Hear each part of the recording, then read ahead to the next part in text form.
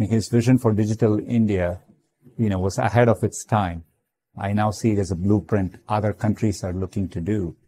And the follow through on the scaling up of India's digital stack, is a model other countries are thinking about. They have this foundation with the Aadhaar system that means they can do things that most governments around the world can't do. And I think India, just as India did this for Aadhaar, I think for, telephony and electronic authentication, I think India could really show the world how to do it right. He based his economy, inclusion of all the people in India, 1.4 billion today, on the ability to bring the power of technology to them, to change their lives, to enable them to participate in what would be the largest economic growth of any country over the next decade. I'm realizing it's the magic of India's stack, because everything needs a feedback loop.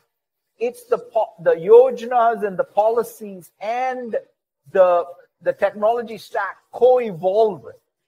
That's just a virtuous cycle that is unlike anything I've seen. If I look at the case of India, it is actually quite impressive. In fact, just because of the sheer size of the country, it's a logistical marvel how these programs that seek to help people who are at low income levels reach literally hundreds of millions of people.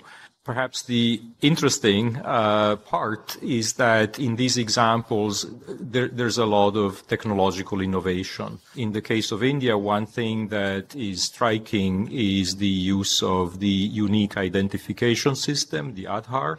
India has been a global leader in showing what is possible with the Indian stack, which combines Aadhaar ID cards, the United Payments Interface, and account aggregators into a powerful tool for inclusive digital finance. We are very impressed by what has been achieved in India with the India stack and UPI. One thing that India has that's pretty fantastic is you have a great digital network, and you have a very high percentage of people using smartphones. Now, we worked with the government.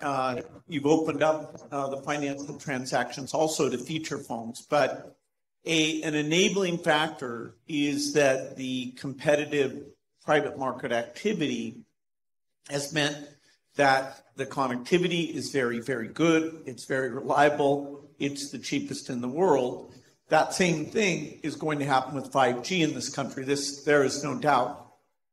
This will be the cheapest 5G market. UPI is a wonderful example of how India can do things itself and really create a world-leading product. And that probably is the future of currency. And so that's a great start, a great example of how India's innovation can drive huge amounts of business, huge amounts of prosperity.